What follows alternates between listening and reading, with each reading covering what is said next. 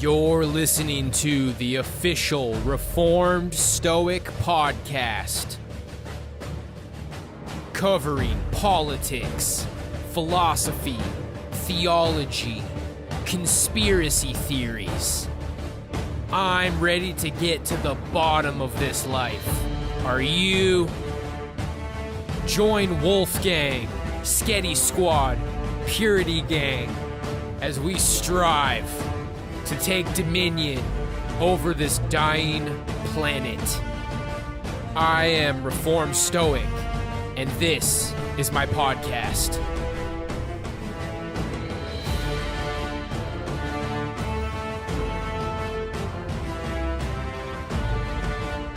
They call me Tom Getty.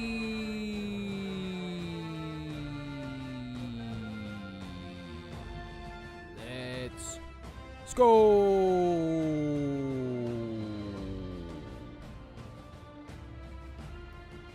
Sketty. What up, gang? How's the gang activity coming? Marvelous, marvelous, beautiful, beautiful. I'll tell you what. My workout left me craving more today, baby.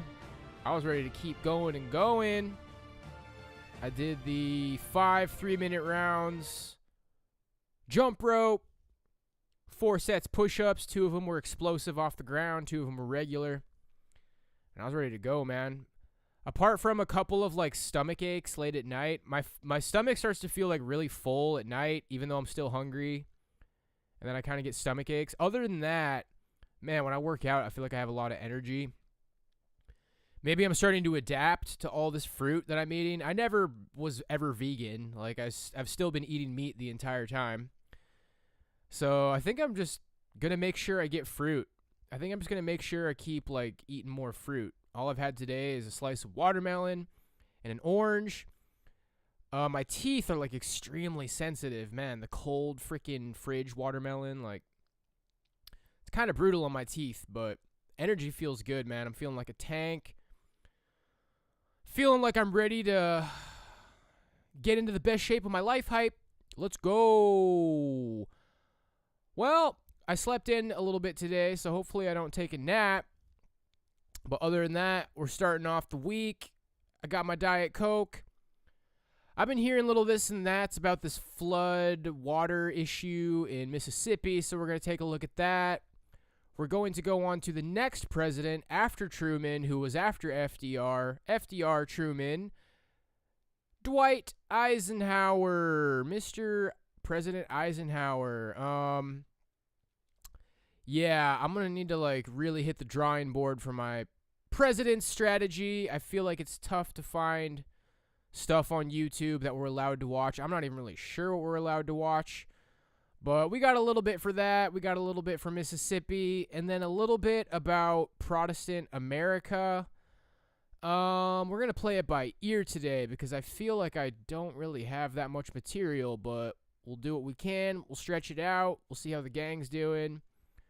We will persevere. Hope everybody's doing good. Life is all right over here. I watched a Pizzagate documentary last night. It started off pretty good. It covered like all of the child sex ring scandals all the way up until like the more current time. And then it just became the kind of stereotypical like, whoa, look at all the people doing the hidden, look at all the people doing the eye symbolism. Like Katy Perry's doing the eye thing. It became like really just kind of like basic baby's first red pill after that, but it's not a bad place to maybe start for people. And I'm gonna kind of keep poking around on BitChute because I'm kind of looking for a particular piece of information, you guys. In an old Pizzagate documentary, like back when the shit was going down in like 2017 or 2018, I remember one of them mentioned Abraxas Corp. There was some sort of a connection between Abraxas and Pizzagate. And I'm trying to fucking find that video.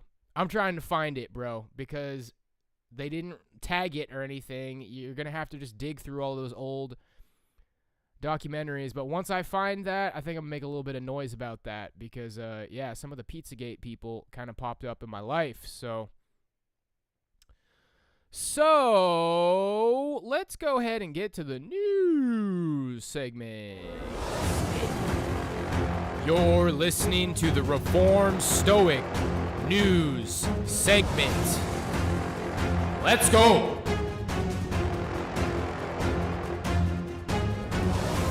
Yeah, and for those of you who don't know, Abraxas Corp became Intrepid Corp for the most part. And I feel like maybe part of the reason that was is because of the Pizzagate allegations. But it was just mentioned in passing. I'm going to have to take a look around the internet, see what I can pull up. All right, guys. So, let's see what's crappening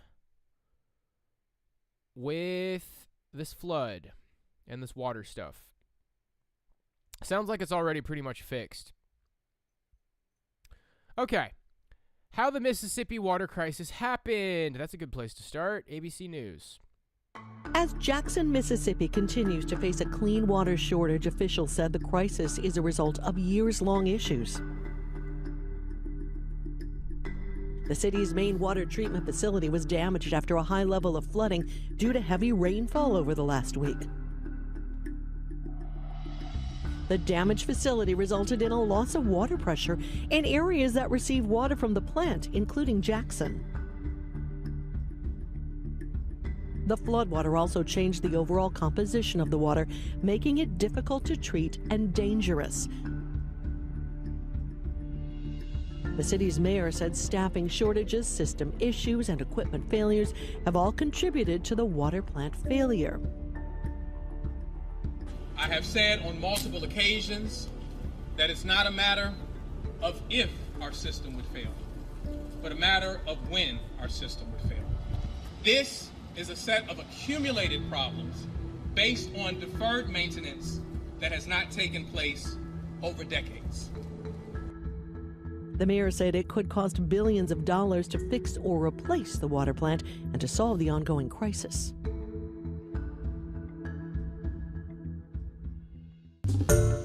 Hi, everyone. George Stephanopoulos here. Thanks for checking out. We got a lot of short clips for this one. I'm so glad that I voted for the Democrats. I love my Mississippi football teams and the public school system. Let's go.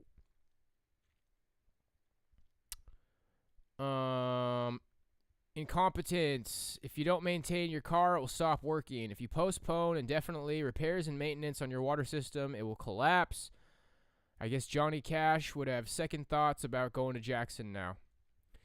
You know, I hate to be this guy, but I feel like I've never really heard anything positive about Mississippi or Jacksonville. Like, man, you gotta go to Jackson.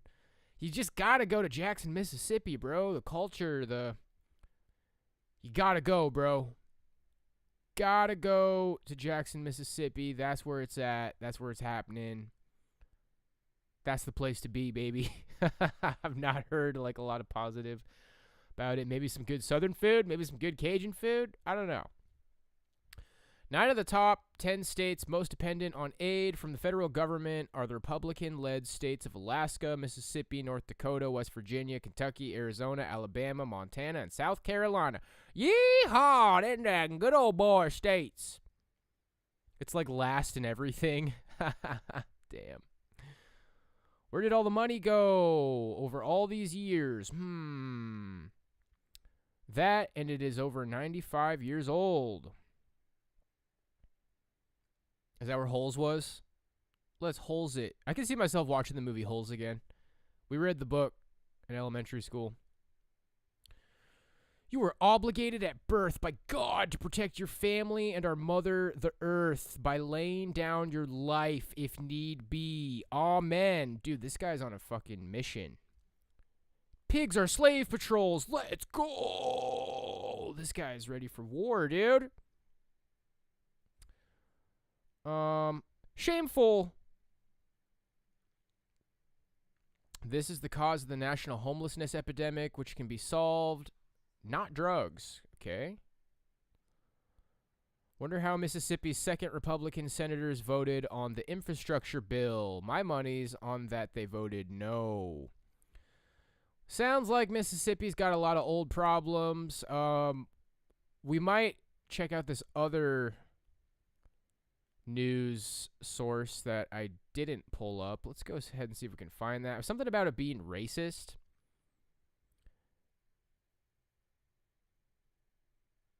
They said it was racist.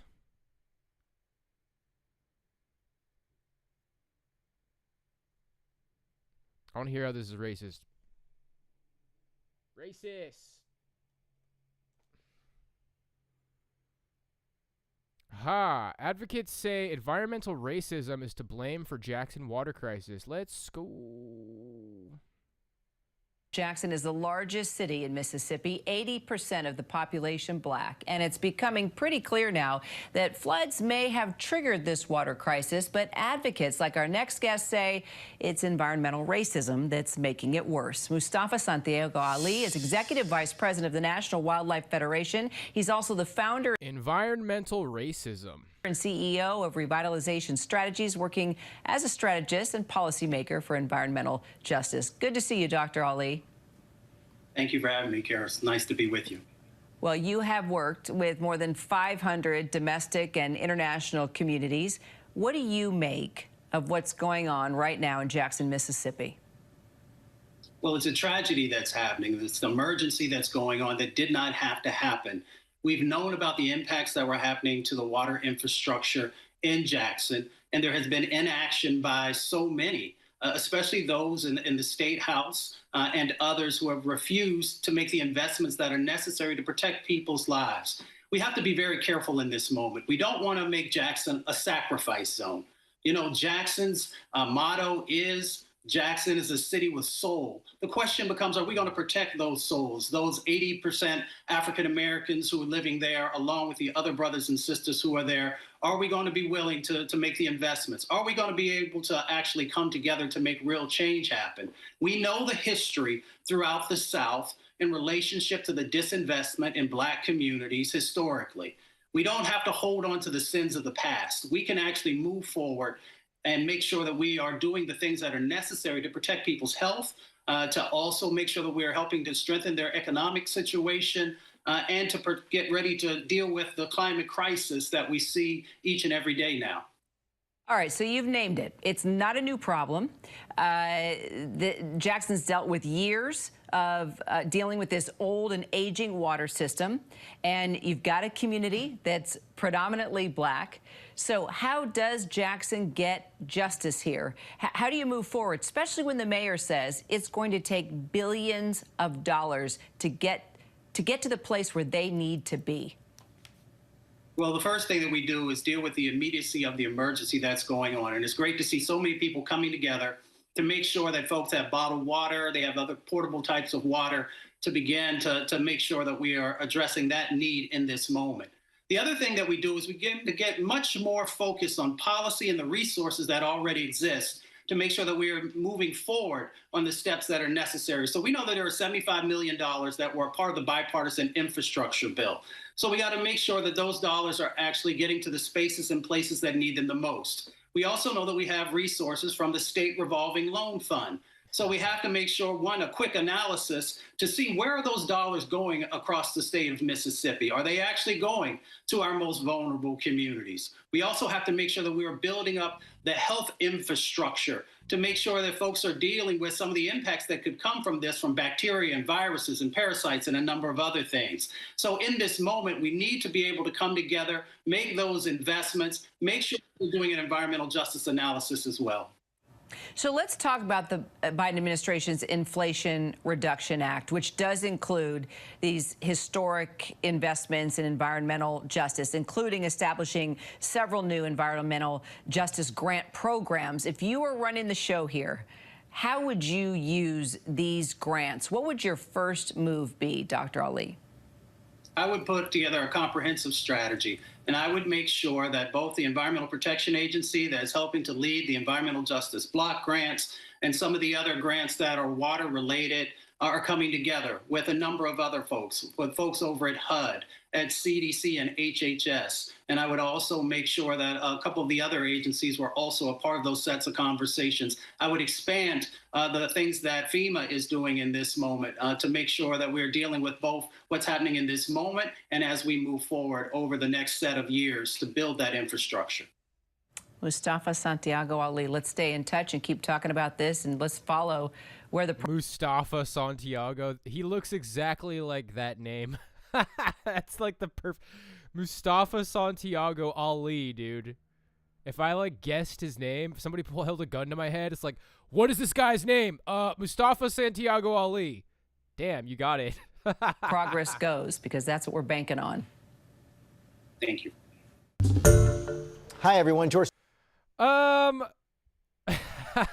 Well, a lot of problematic comments in the comment section. Come on, guys. My take on this is that everybody should be able to have water, man. These kind of problems should come first.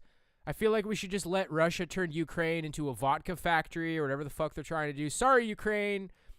We got our brothers in the struggle who their water's not working. We should be focusing on that, dude. We should be focusing on that. I don't want anybody to go thirsty, man. I'm trying to keep the water flowing. So let's see what the comments have to say here. The last 8 mayors in Jackson were all black. This is not a state issue. It's a corrupt city government. Also, to my knowledge, there has never been a Republican mayor. One-party system doesn't work. It breeds corruption. Running a city is like running a business. You need to put money to the side for future upgrades. You're also supposed to upgrade and maintain every year and not wait until it breaks down. This is purely bad governance and not racism. If everything is racism, then nothing is racism. Man, that sounds racist as shit, dog. One of the most important things about arriving at a decision point is knowing that you are there. Churchill famously quipped that Americans do the right thing eventually. He was speaking about a different bunch of Americans, yet here we are, or rather, here we potentially are, again. Remember Flint, Michigan. Oh, what happened in Flint, Michigan? I faintly remember that. Water is the word, and now every much is the moment. The situation in Jackson cannot be fixed. There is no resolution involving the existing system. There is the moment. Time to decide and commit to the decision. The United States of America should commit to the decision to build, lead, fund, cooperate, and retool our agriculture and manufacturing for the purpose of water purification, desalinization, and distribution. Jackson needs water. Build that temporary solution, but do the rest. Build out from this dramatic failure. Let us demonstrate that this generation of Americans can and will proactively do the right thing and do it now. Yeah, I don't know what's up with this chat. My other chat isn't like this, man. Who's stoked for Speartober, man? We gotta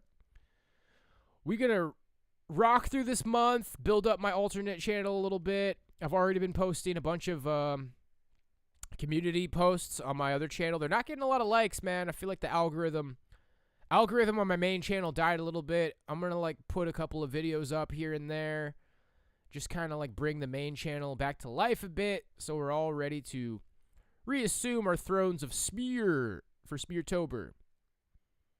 Money for Ukraine, but not Jackson. That's what I said, dude.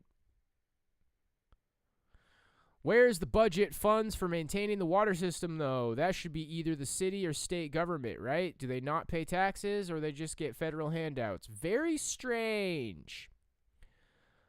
All right. Let's keep on rolling through this. I feel like I'm milking it pretty good.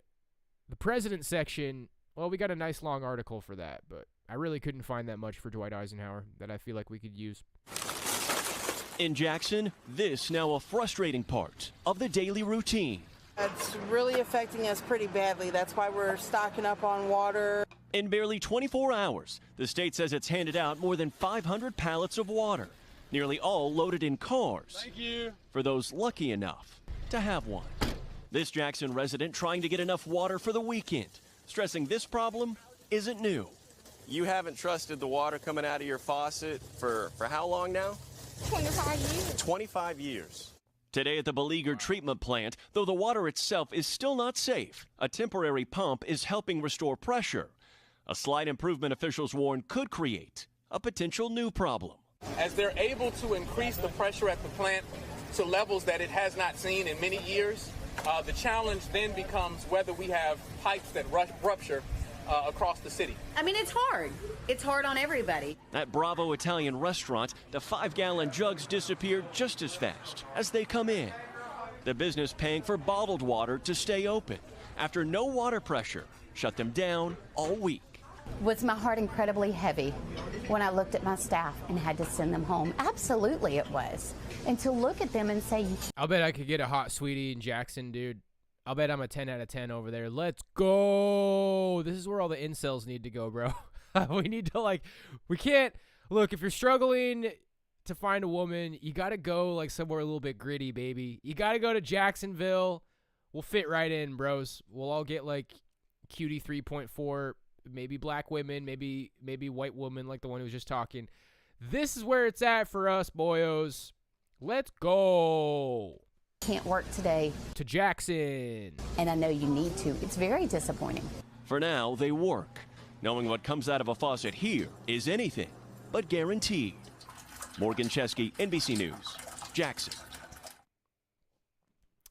Thanks for watching our... So I want to tell you guys just a little bit about the direction that my interests are starting to take. A lot of my studies have been about the past, learning about the Enlightenment, French Revolution, American Revolution, Civil Wars, yada yada. A lot of theology, philosophy. I have not really been that interested in like modern American politics, like the details of democracy and how like the modern system is run. That's where I'm starting to get, man. I'm starting to get to where it's like, I would like to start figuring out modern politics. I'd like to start, we're doing it, going through these old presidents. I'm going to cover FDR until now for presidents.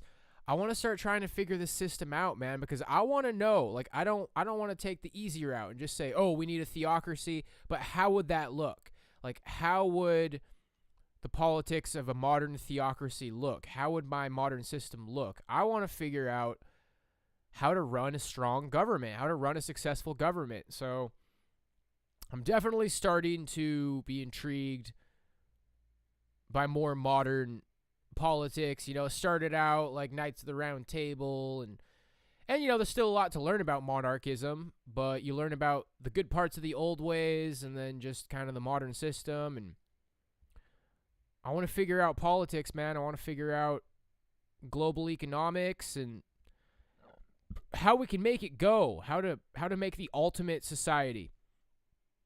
And part of that's going to be studying Marxism. Let's go. Heartfelt thanks to all of you National Guardsmen.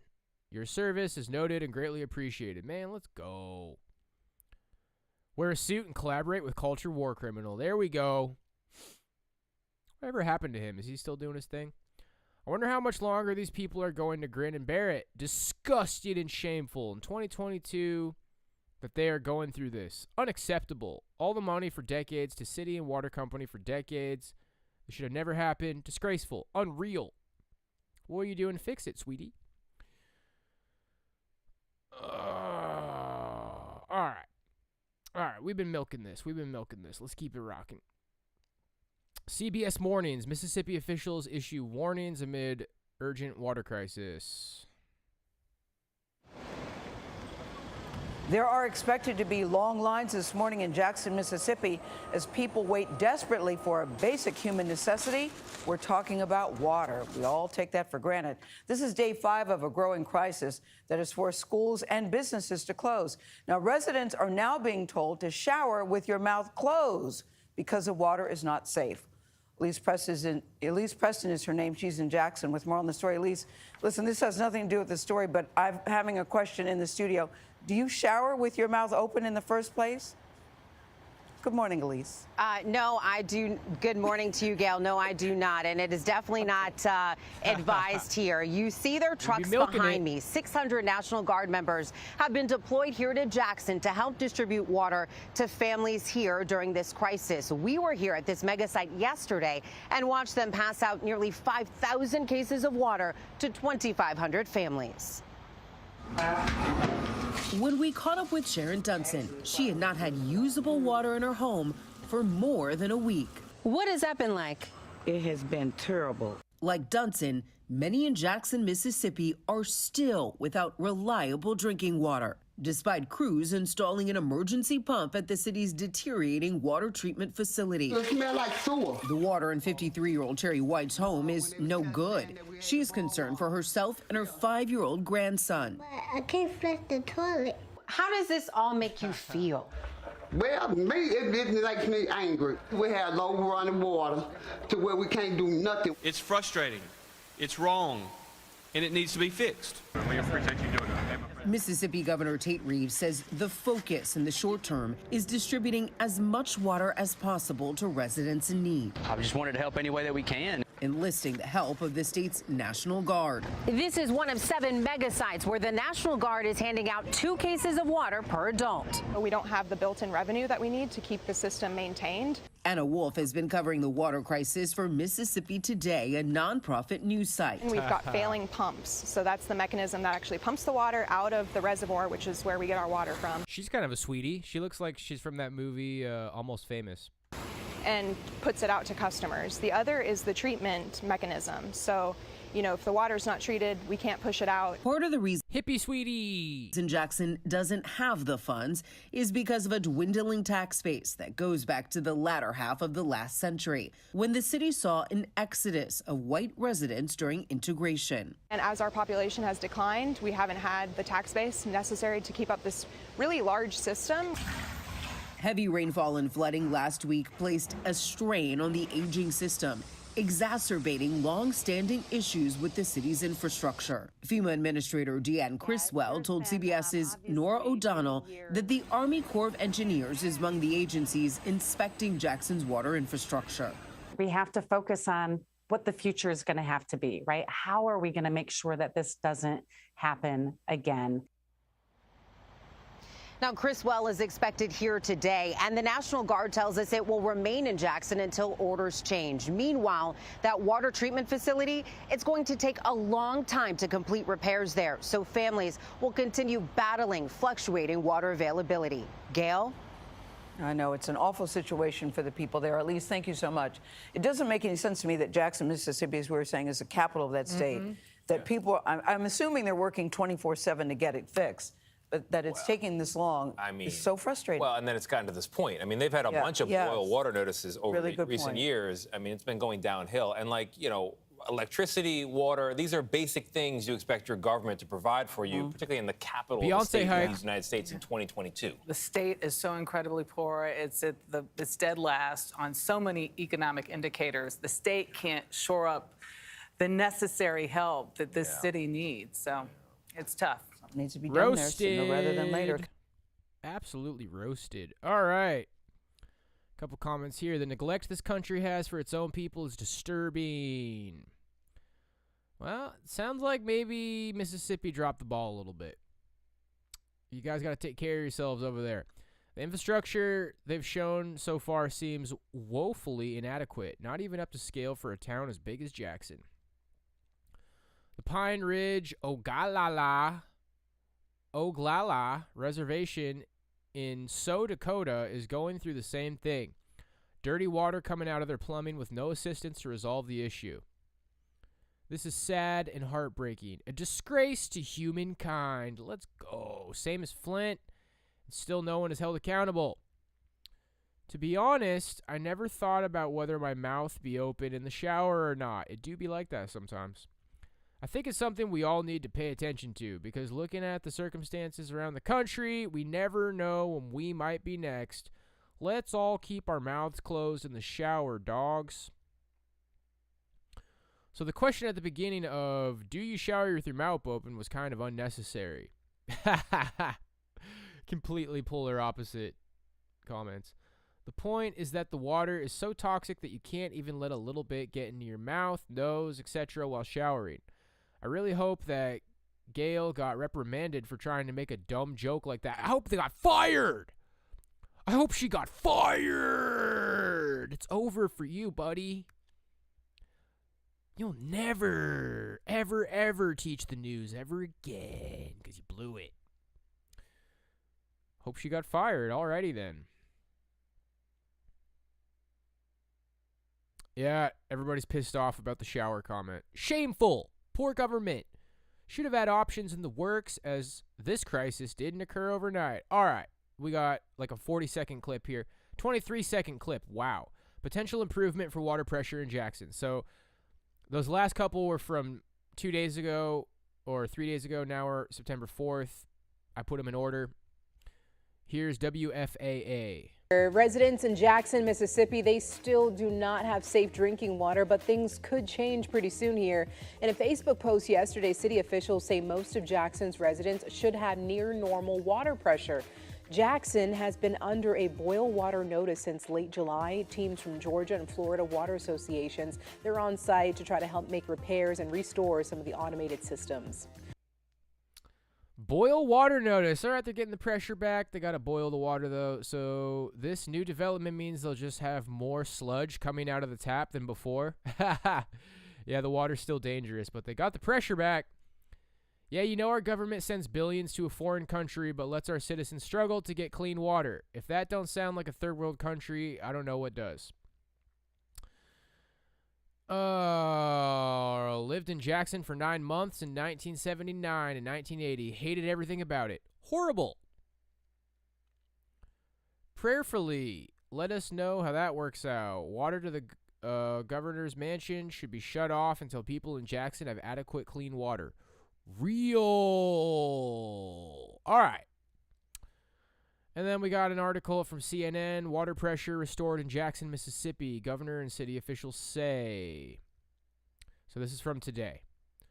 Water pressure has been restored. Governor Tate Reeves and the city governor said. Today, the tanks are full. Water pressure is solid. Governor said, while there may be more bad days in the future, we have, however, reached a place where people in Jackson can trust that the water will come out of the faucet. People in Jackson can trust the toilets can be flushed. All tanks maintain storage levels overnight. We currently do not have any tanks at low levels. All of Jackson should now have pressure. But what about the quality? Yeah, boil water advisory still in effect. Jackson residents are still under a boil water advisory, the city said. In order to lift the advisory, officials must get 2 rounds of clear samples from the water, a process the city hopes to begin midweek. Jackson, home to about 150,000 residents, has been under a boil water advisory since July 30th due to high level of manganese combined with the use of lime at the O.B. Curtis plant in nearby Ridgeland. The main pumps at the water treatment plant were severely damaged around late July, forcing the facility to operate on smaller backup pumps. The governor did not elaborate on the damage. Water in the U.S. city is so dirty, boiling it doesn't make it usable. Then, heavy rain and flooding in late August caused a chemical imbalance at the O.B. Curtis plant, the main water plant servicing Jackson. The water treatment facility began failing Monday. This is scary stuff, guys. You know, we want, like, the tap water here in Alaska is great. I just drink water right out of the tap. I just let it run, let it get kind of cold. Actually, my drum teacher here, he worked at the water plant, and he said if you, like, let the water run for maybe, like, 20 seconds, it filters it a little bit better or something. I don't know. I don't know if that's, like, some bro science or what, but what's up with this? Realtor.com is guaranteed the funnest way to search for a home for fun. Realtor.com. No, we can't escape from the ads. Never mind. FEMA leader not sure when Jackson will have safe drinking water. The head of the Federal Emergency Management Agency said Sunday it is still too soon to say when all Jackson residents will have safe running drinking water. The focus right now is making sure we can get bottled water out. The city warned additional challenges as repairs are made may impact the improved water pressure. The FEMA director visited the site Friday and said it's not certain when the water plant will be fully operational again. Jackson mayor says water system still needs work. All right, guys. Well, it's an ongoing situation. Kind of scary stuff, man. Yeah, this is United States of America. We want people to be able to drink clean water, dang it. So, moving on. This is kind of it's been interesting to see how this segment goes. Mr. Dwight D. Eisenhower. We're going to start with the PBS NewsHour. Eisenhower held first televised news conference 60 years ago. And this was from January 19th, 2015. So this is pretty old.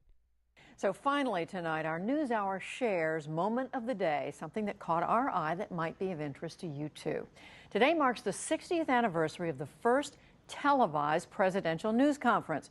And we wanted to show you what President Dwight Eisenhower's exchange with the press in 1955 looked like. It turns out tensions in China and fights over the budget were making headlines then too. Here's a short excerpt. Well, I see we're trying a new experiment this morning. I hope it doesn't prove to be a disturbing influence. In light of this latest fighting, would you consider that it would be useful to have a ceasefire between Communist China and nationalist China, if that could be arranged through the UN or by some other means? Well, I should like to see the UN attempt to exercise good offices, I believe, because wherever there is any kind of fighting and open violence in the world, there's always it's always sort of a powder keg. The congressmen on Capitol Hill say that if they can find a copy of the budget to read, that they can't understand it. Is there anything you can do to tell these people who have to vote on this where the money is to be spent? It's my understanding that's what the committees of Congress are for, and that is what the people that appear before those committees are for. And I can't be expected to take the details of a volume like that, which I forget the number of pages, and explain that in detail to individuals anywhere. With tomorrow the second anniversary of your inauguration, I wonder if you'd care to give us an appraisal of your first 2 years and tell us something of your hopes for the next 2 or maybe even the next 6? Looks like a loaded question. Let's go. No comments, baby. Moving on. All right. There's an introduction to Mr. Dwight D. Eisenhower. Looks like this is going to be a pretty useful resource. PBS Presidents. Dwight D. Eisenhower, 62nd Presidents, PBS. This is probably going to be too loud. General Dwight Ike Eisenhower managed the victory over Germany in World War II, then served as the first military commander of NATO. He was such a huge hero that both parties tried to recruit him as a presidential candidate in 1952. Ike decided to lead the charge for the GOP and became the first Republican president in 20 years. A conservative Republican, he didn't try to totally undo the work of the Democrats before him. He thought the New Deal was part of America. He even agreed to expansions of Social Security and a few other social welfare programs. He sent troops to the South to ensure the desegregation of public schools and fought for voting rights of minorities. He pushed for spending to build the interstate highway system, which revolutionized American life. His first move on the global stage was to end the Korean conflict. After that, America was at peace, but Eisenhower kept up the policy of containing communism around the world. He oversaw a buildup of nuclear weapons to deter the communist threat and used the CIA to undermine unfriendly governments. Unlike Roosevelt and Truman, Eisenhower preferred working behind the scenes. Some people think he was too quiet. For example, he seldom actually spoke out on civil rights abuses. But the economy was growing, the country was stable, and true to his famous slogan, most people really liked Ike.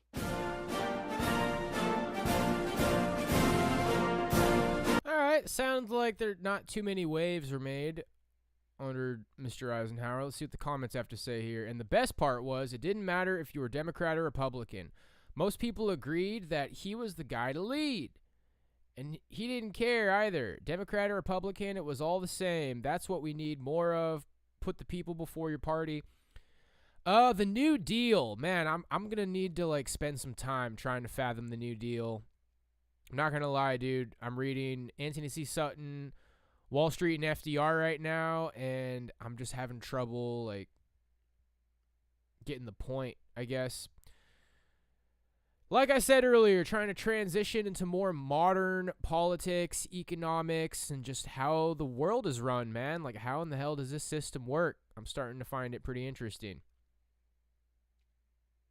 People joke about me running for some sort of office at times. It's like, well, I'm starting to want to get on that path to where I at least have the kind of knowledge where I would maybe be a bit more confident to where it's like, well, I know politics and I know economics and I know how to run this baby. The pioneers used to ride these bad boys for miles. Imagine a president who went to work, got things done, and didn't grandstand every mediocre achievement. Although not quite as famous as his successor, this guy deserves credit for setting the wheels in motion for quite a lot of things, not to mention he was the one who appointed Earl Warren. Shadow government, CIA, and others are moving the chess pieces. That's right. He was one of the last greatest Republican president we've had in office. Eisenhower was amazing. 6 replies. Yeah, but he didn't do much when the nuclear threat was going on, and he also installed the Shah in Iran, which inevitably led to the creation of Al-Qaeda. Well, he didn't think that it would create Al-Qaeda. Let's go. Okay. My mom, who was a kid during the Eisenhower administration, told me how great he was. ... I want you to run for office in Alaska. There's this guy going kind of viral named James, running in Alaska right now. He's popular in right-wing circles amongst Zoomers. I just didn't have that kind of background, man. Yeah, I would never talk like I'd be running for some sort of office, but I just want to know things, bro. I think at this point I'm in line to just be a decently knowledgeable guy. I don't really see myself ever becoming a part of the system. I just don't have that squeaky clean, fancy pants background. I don't know, maybe by the time I'm like 40, I'll be distinguished and have all the holes and gaps filled, but I don't know, man. I don't really know what's on the table for my future at this point. Dwight Eisenhower presidential campaign ad. Ike for president. Here we go. Blast from the past.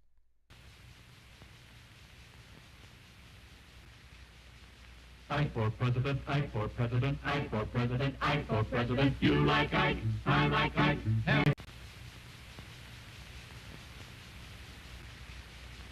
Ike for president, Ike for president, Ike for president, Ike for president. You like Ike, I like Ike. Everybody likes Ike for president. Hang out the banner, beat the drum. We'll take Ike to Washington. We don't want John or Dean or Harry. Let's do that big job right.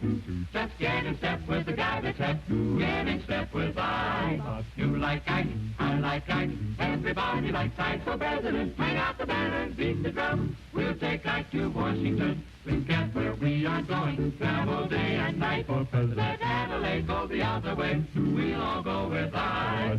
You like Ike, I like Ike. Everybody likes Ike for president. Hang out the banner, beat the drum. We'll take Ike to Washington. We'll take Ike to Washington. Now is the time for all good Americans to come to the aid of their country. I like that old-timey music. It reminds me of cartoons. I used to have, like, what was it? Like, top 12 greatest Looney Tunes or cartoons back in the day. I'll bet a lot of people have seen that same compilation. The first one on it, it's Bugs Bunny. It's got those two guys, and they're trying to eat Bugs Bunny on the island. Then it's got the one with the dinosaur where he dies, and he's, like, playing the harp in heaven. The caveman and the dinosaur. Yeah, that's what that really reminds me of. It's got like an episode of Casper, all the old cartoons, man. They got those old-timey, I don't even know what that music's called. It's like pre-Solid Gold oldies. Whether you are a Democrat or Republican, you have to admit that he was the man. Ike was the man. Thanks for getting this stuck in my head for literally years. I'm Dwight Eisenhower, and I approve this message. I wish political ads today were like this instead of threatening imminent doom if the other candidate wins. My great-grandfather came home after fighting with the 82nd Airborne and voted for Ike twice. Oh, yeah, good old Ren and Stimpy. My mom hated it. That was like the first show that my mom ever hated. That and Beavis and Butthead. I had a babysitter who watched Beavis and Butthead, and my mom acted like it was the end of the world if I ever saw it. I would vote for Ike, but I think his range is too big, and his games are way overrepresented in SSBU. So we got a really short little snippet here. Dwight D. Eisenhower, we must be willing, individually and as a nation, to accept whatever sacrifices may be required of us. A people that values its privileges above its principles soon loses both. A people that values his privileges above its principles soon loses both. Interesting. Overview. Born in Texas and raised in Kansas, Dwight D. Eisenhower was one of America's greatest military commanders and the 34th President of the United States. Inspired by the example of a friend who was going to the U.S. Naval Academy, Eisenhower won an appointment to the U.S. Military Academy at West Point. Although his mother had religious convictions that made her a pacifist, she did not try to stop Eisenhower from becoming a military officer. Alrighty here, and this is going to be the last thing we have for this. This is a pretty sizable article from Britannica. Dwight D. Eisenhower, who had been Supreme Commander of the Allied forces in Western Europe during the World War II. Eisenhower was the third of 7 sons of David Jacob and Ida Elizabeth Eisenhower. In the spring of 1891, the Eisenhowers left Denison, Texas, and returned to Abilene, Kansas, where their forebears had settled as part of a Mennonite colony. David worked in a creamery. The family was poor, and Dwight and his brothers were introduced to hard work and a strong religious tradition at an early age. Ike, as Dwight was called, was a fun-loving youth who enjoyed sports but took only a moderate interest in his studies. The latter was perhaps a sign of one of his later characteristics, a dislike for the company of scholars. Dwight graduated from Abilene High School in 1909, worked for more than a year to support a brother's college education, and then entered the U.S. Military Academy at West Point, New York, a decision that left his mother a pacifist in tears. He excelled in gridiron football, but injured a knee in his second year at the academy and was forced to stop playing. In the remarkable class of 1915, which was to produce 59 generals, he ranked 61st academically and 125th in discipline out of the total of 164 graduates. After being commissioned a second lieutenant, he was sent to San Antonio, Texas, where he met Mamie Genevieve Dowd, daughter of a successful Denver meat packer. They were married in 1916 and had 2 sons. Dodd Dwight, born in 1917, who died of scarlet fever in 1921, and John Sheldon Dowd, born in 1922. During World War I, Eisenhower commanded a tank training center, was promoted to captain, and received the Distinguished Service Medal. The war ended just before he was to be sent overseas. From 1922 to 1924, he was assigned to the Panama Canal Zone, and there he came under the inspiring influence of his commander, Brig. Jen Fox Connor. All right, let's fast forward to first term as president of Dwight D. Eisenhower. As early as 1943, Eisenhower was mentioned as a possible presidential candidate. His personal qualities and military reputation prompted both parties to woo him. As the campaign of 1952 neared, Eisenhower let it be known that he was a Republican, and the eastern wing of the party, headed by Governor Thomas E. Dewey of New York, made an intensive effort to persuade him to seek the Republican presidential nomination. His name was entered in several state primaries against the more conservative Senator Robert A. Taft of Ohio. Let's see. Eisenhower urged economy and honesty in government and promised to visit Korea to explore the possibilities for ending the Korean War, which had broken out in 1950 between communist North Korea and pro-Western South Korea, and soon involved the United Nations, troops, and communist Chinese forces. Many Republicans, including Nixon, spoke of pro-communist disloyalty within the Truman administration and called for stringent anti-subversive measures. The Eisenhower-Nixon ticket won handedly, carrying 39 states, so it sounds like Nixon was the vice president back then. Winning the electoral vote 442 to 89 and collecting more than 33 million popular votes, the Republican Party won control of Congress by a slim margin, but lost both houses 2 years later. Eisenhower's basically conservative views on domestic affairs were shared by his Secretary of the Treasury, George M. Humphrey. The administration's domestic program, which came to be labeled modern republicanism, called for reduced taxes, balanced budgets, a decrease in government control over the economy, and the return of certain federal responsibilities to the states. Controls over rents, wages, and prices were allowed to expire, and in 1954 there was a slight tax revision.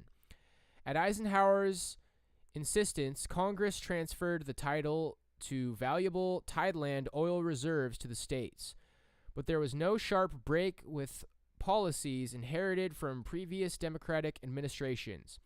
The needs of an expanding population, which grew from 155 million to 179 million during the Eisenhower era, and the country's overseas commitments caused budget deficits during 5 out of 8 years. The minimum wage was increased to $1 per hour. The Social Security system was broadened, and in the spring of 1953, the Department of Health, Education, and Welfare was created. All right, I'm going to go for my bathroom break. Put on some goofy animals. You can't talk about the South without also talking about... Hush now, child. All right, let's get goofy animals going.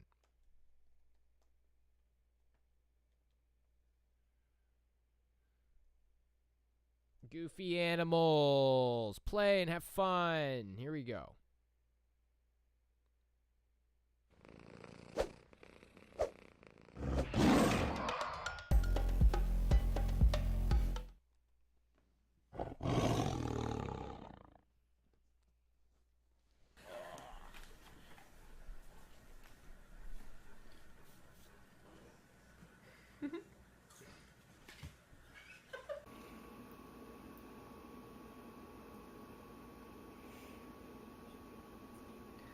This crawfish is like, holy cow, I've got 3 lions.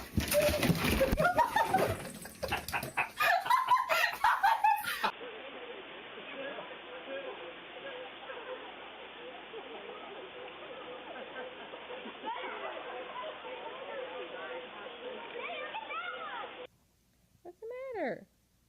Go over there. Go get your toy. Go get your toy, Annabelle. Go get your toy. Hurry, go get it. Go get it. Yeah, well, Mama, get some water in it, okay? You like it?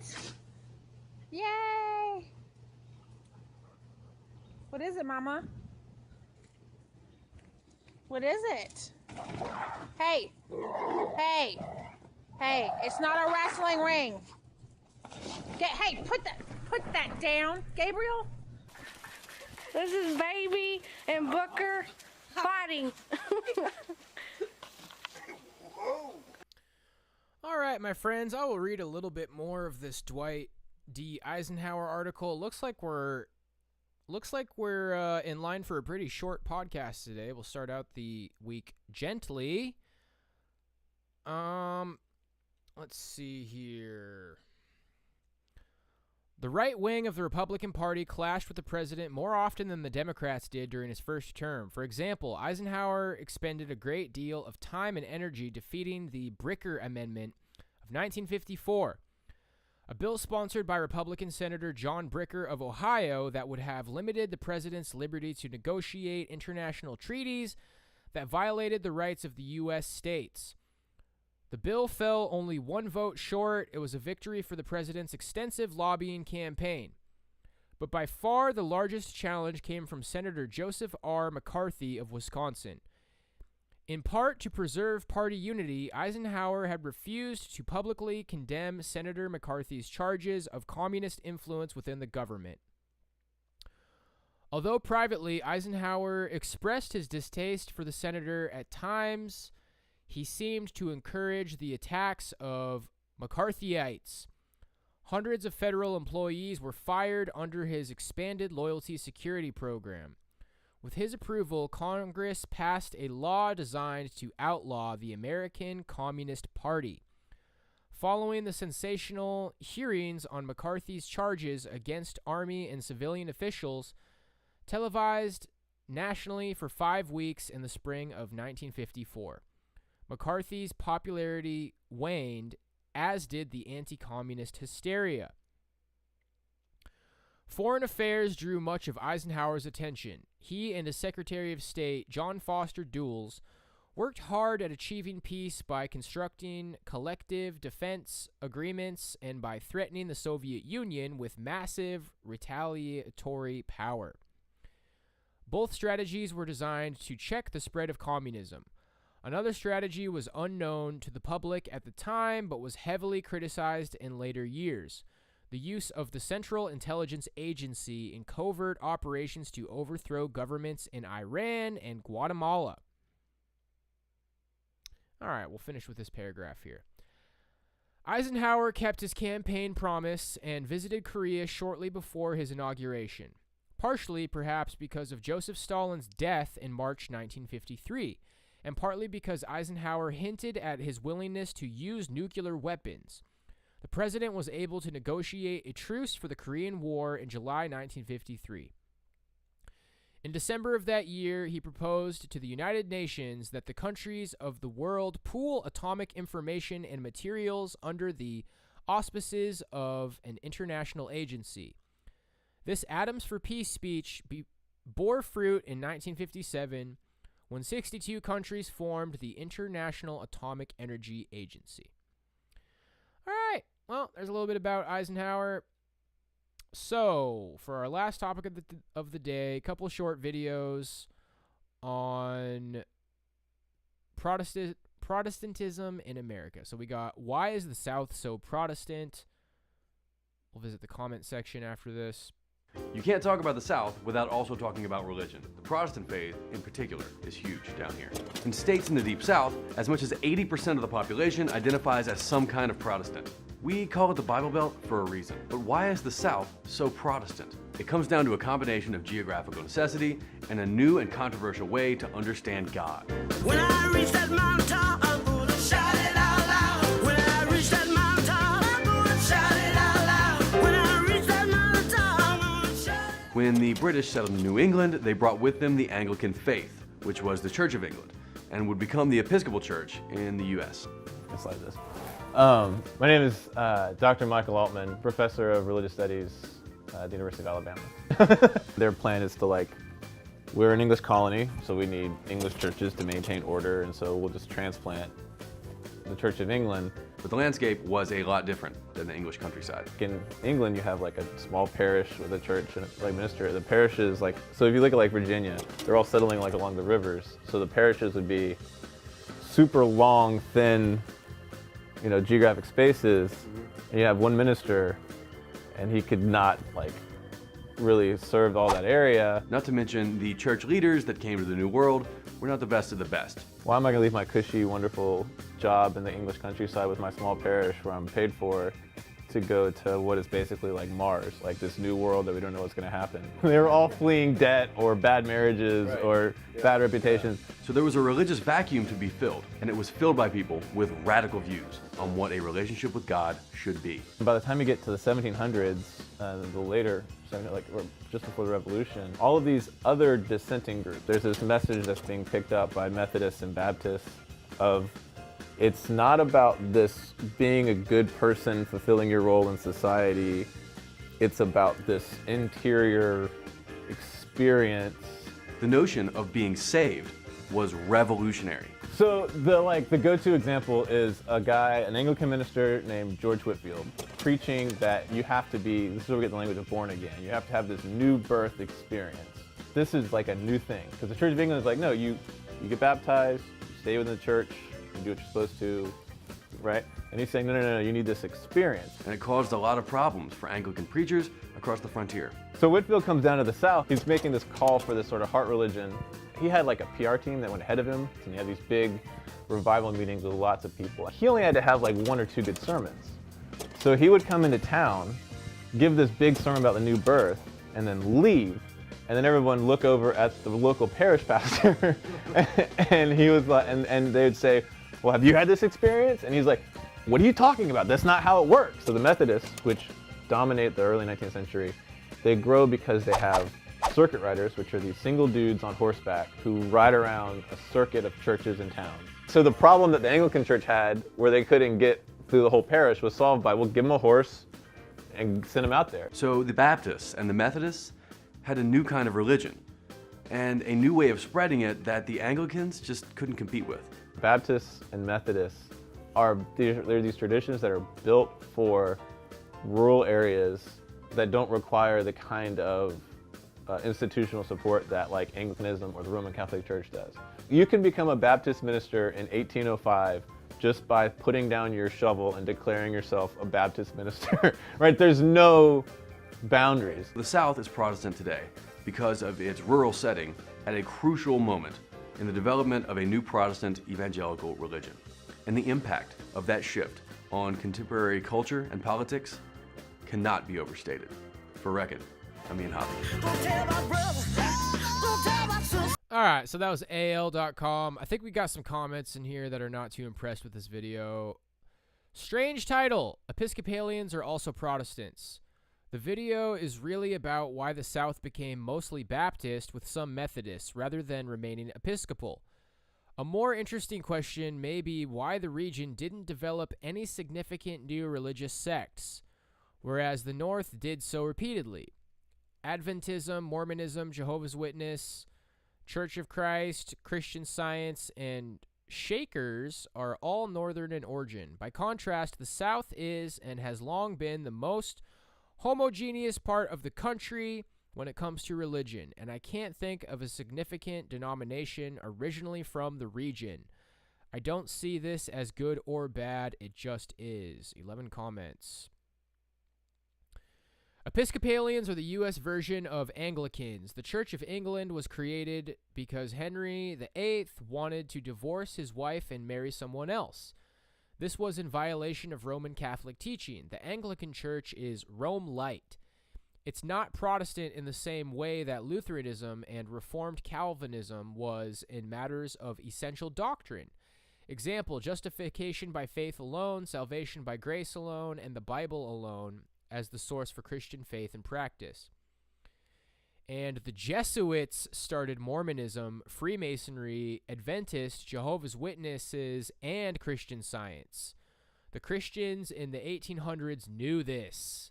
There are many, many books written on the subject. Oh, how interesting.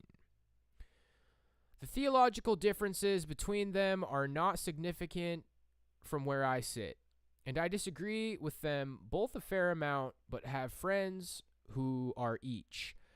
I'm more comfortable in an Episcopalian or Methodist meeting than a Baptist one, because the manner in which they are conducted is closer to what I'm used to. But that's a pretty superficial difference. Yeah, they're biased, but not your holiness, Captain O' Potato Heads. Okay. All right, guys. Well, a pretty quiet day today. Let's go ahead and wrap it up with this final video. The 3 stages of the evangelical church since the 1950s.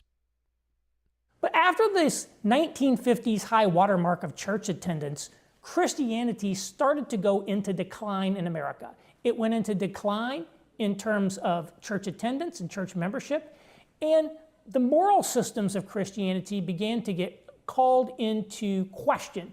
So we saw the upheavals of the 1960s, we saw the collapse of the old Protestant establishment, we saw the sexual revolution of the 1970s, and so I could date it to the Kennedy assassination in 1963, Christianity started going into a period of decline in America.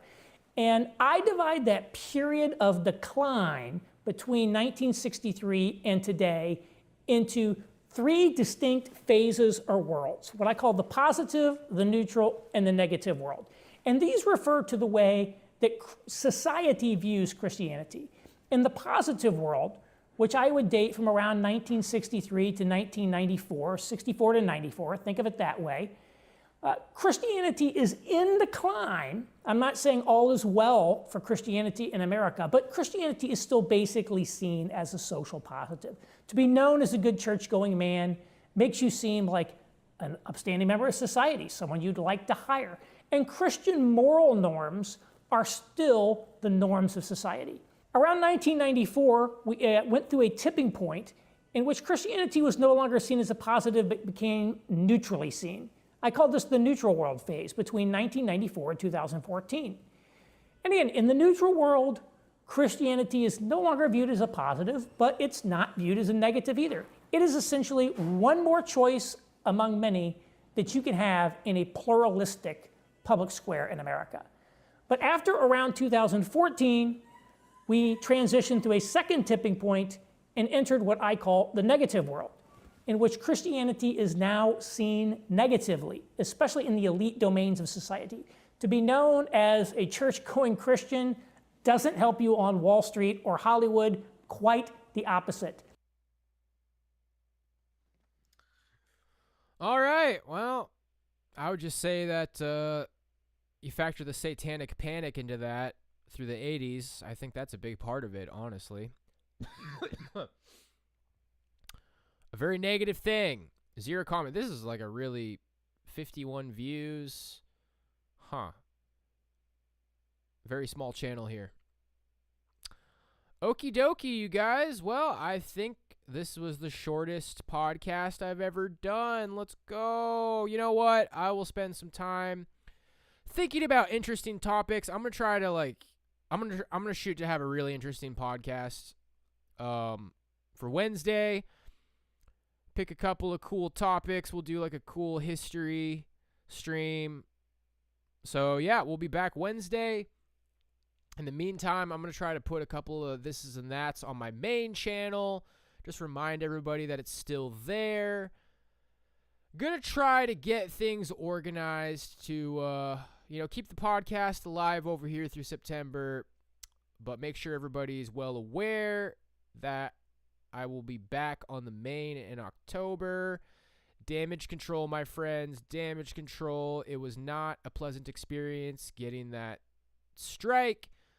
But I have a feeling that's the last strike I'm going to receive for a long time. We're going to get everything in line to start getting the big momentum going for that main channel. Start growing the audience. Start heading towards our destiny. It'll be interesting to check in and see where we're at by 2023. So God bless you, my friends. Thank you for being here. I will probably see you tomorrow for some sort of a stream here and then back for the podcast on Wednesday. God bless you, my friends. Take care. Until next time.